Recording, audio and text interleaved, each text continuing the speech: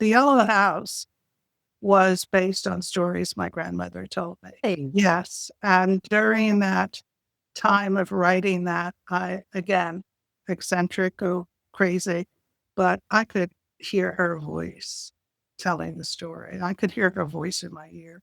Ostensibly, what I started out to do was write this story about the Irish uprising and when Southern Ireland gained its independence, but Northern Ireland remained part of Britain.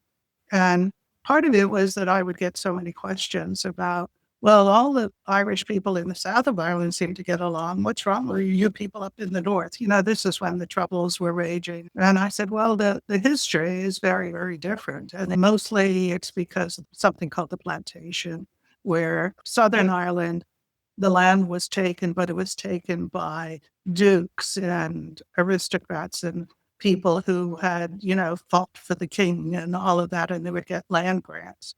So they were always the ones with the big manor houses and so on and so forth. But the plantation in the north of Ireland was when British government sent farmers and steel workers and, people of the working class and gave them land to pursue whatever their talent was. And so they became part of that fabric down with the working class people, as opposed to just these sort of absentee landlords.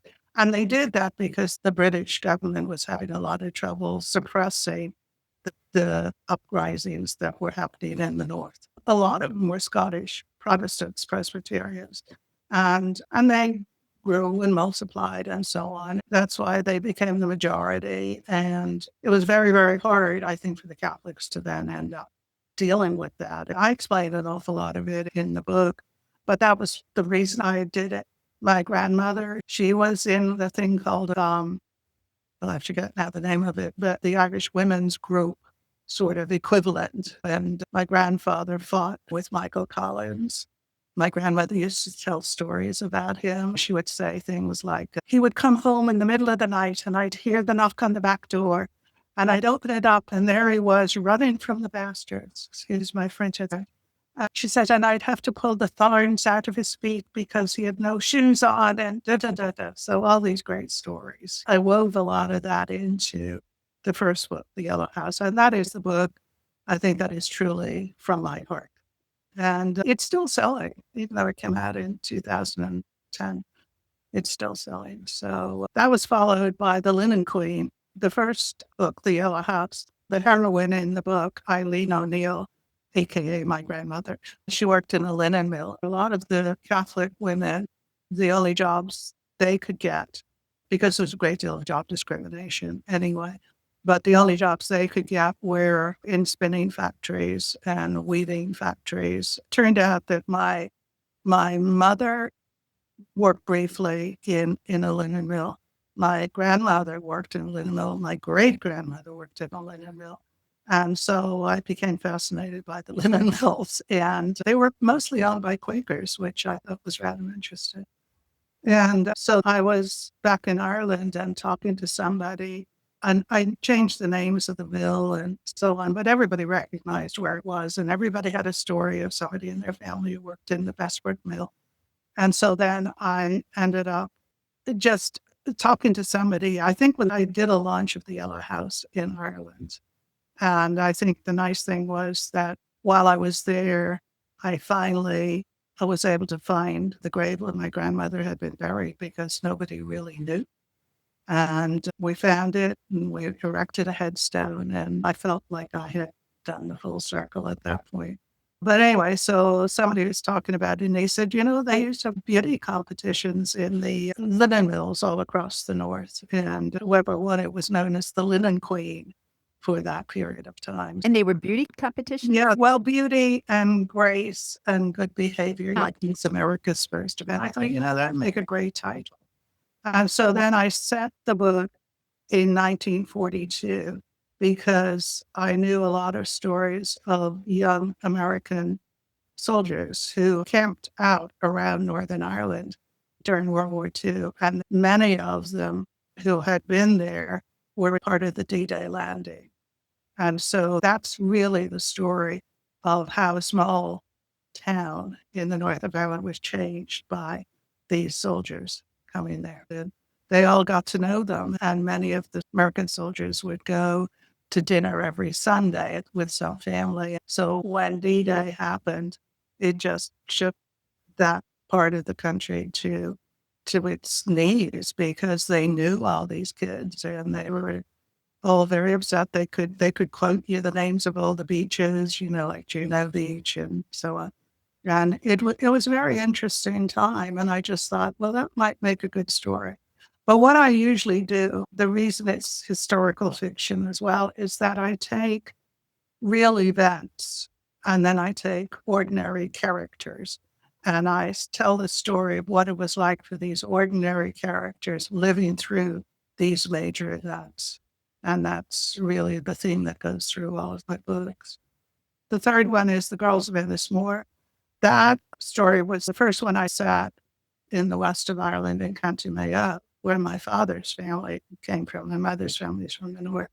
It's been called like an Irish Downton Abbey.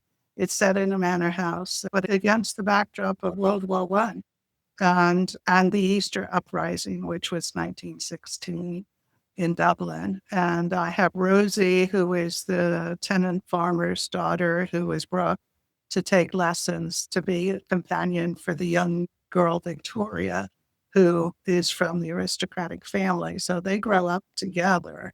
But then, of course, when it's time for Victoria's coming out and she goes off to London or wherever, and then Rosie is like, well, you get back to the farm. Yeah. And so Rosie ended up going to Dublin, and the girls do meet up at some point, but it's like the different paths that they take. And then, hopefully there's some reasonably nice ending for it. In that one, I referenced the Titanic because a lot of young people had sailed on the Titanic out of Ireland. There's one little village which was right down the street from where I set this book and from where I had spent summer childhoods at my father's family's farm. And it's a little village called Laherdon. And 17 young people died on the Titanic in that one little tiny village. Some part of that is in The Girls of Ennismore. And interestingly enough, my next book was called The Titanic Sisters. So that was the first time I tell people that I lived like heroines off of the island of Ireland. They got to leave Ireland. And in this case, the Titanic sisters are two sisters from County Donegal, which is Southern Ireland, but it's geographically in the north, if you can imagine. It's all very complex.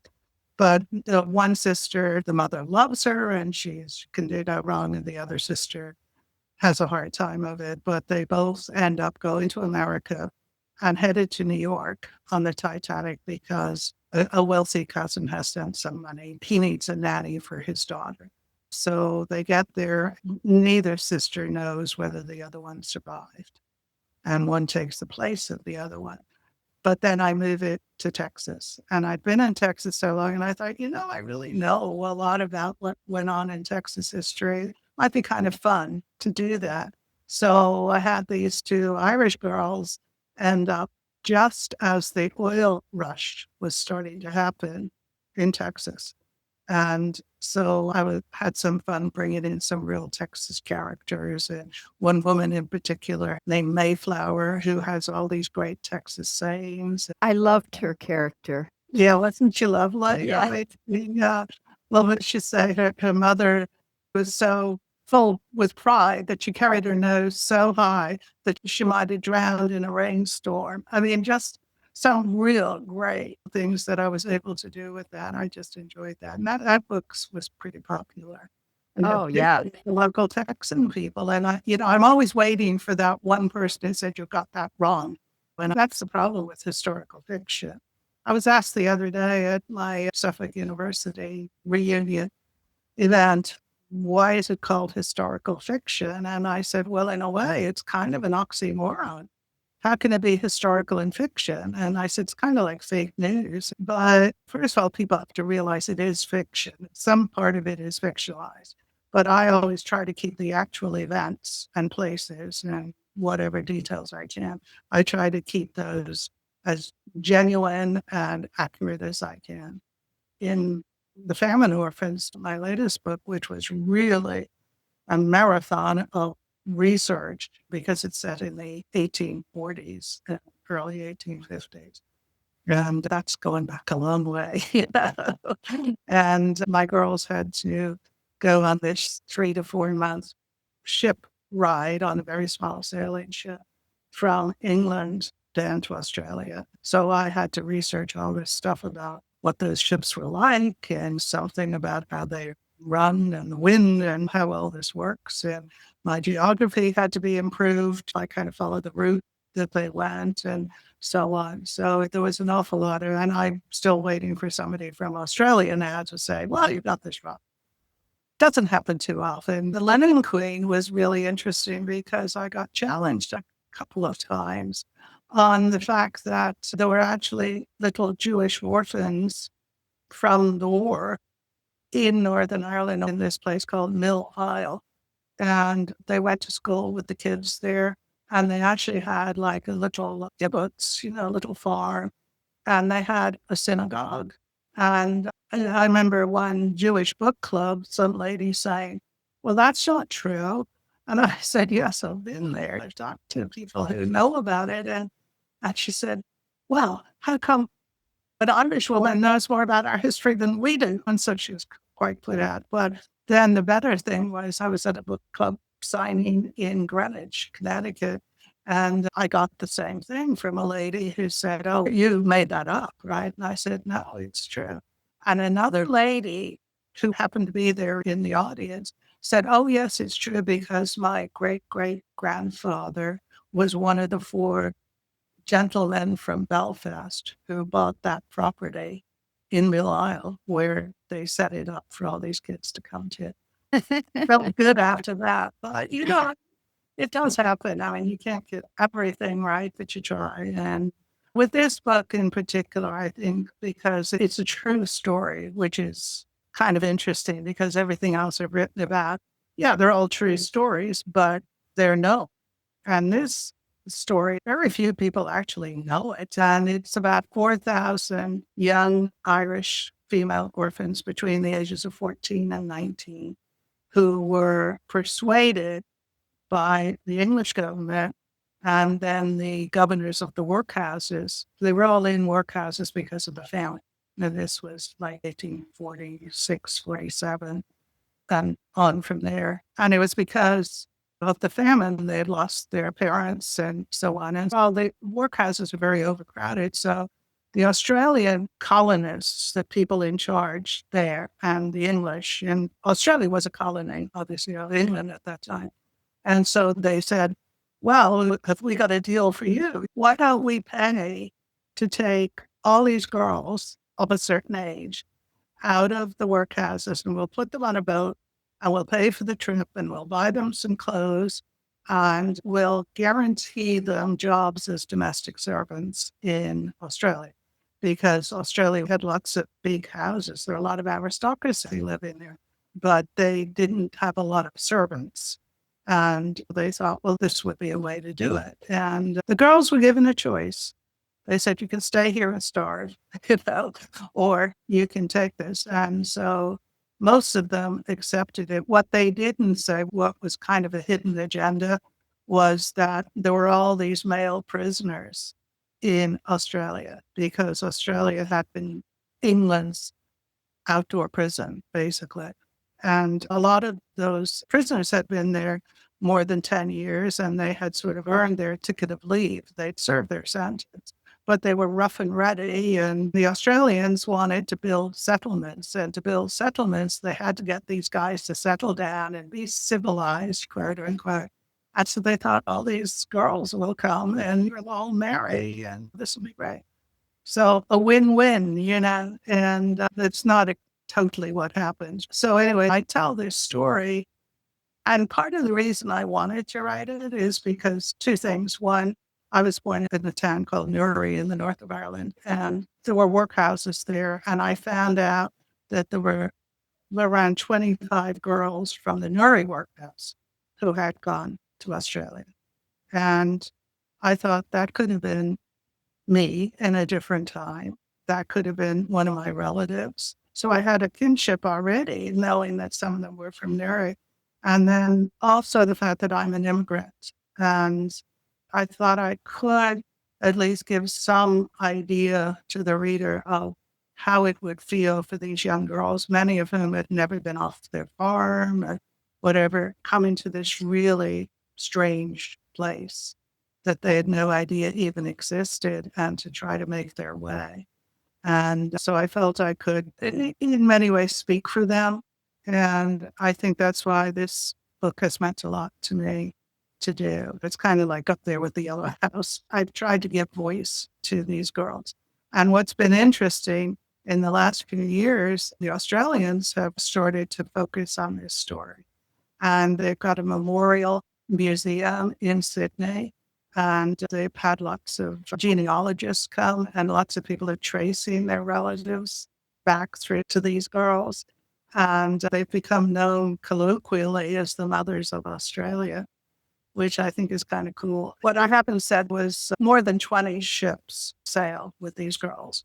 And the first couple had a prevalence of people from Belfast. So you got to know the Belfast people. They'll speak out and so on. And so anyway, there was a ship's doctor who was in charge of the first set of girls who went on this boat called the Earl Grey. And it turned out that he had a hard time with disciplining them and so on. So when they got to Sydney, he just put up such a ruckus about how terrible they were and how low class and low lives they were and how they would make terrible servants, things like that. And it was picked up by the press.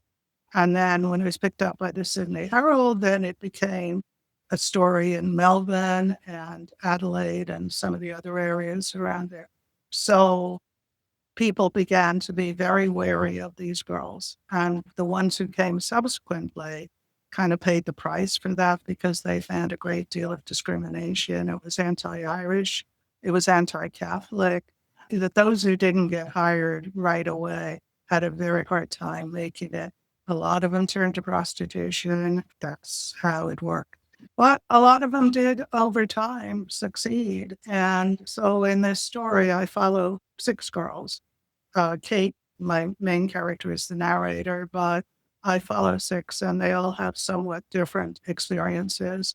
And again, it was interesting that just timing was kind of cool because the outback of Australia, where people in and around Sydney and elsewhere were wanting to put down roots and have farms and so on and so forth.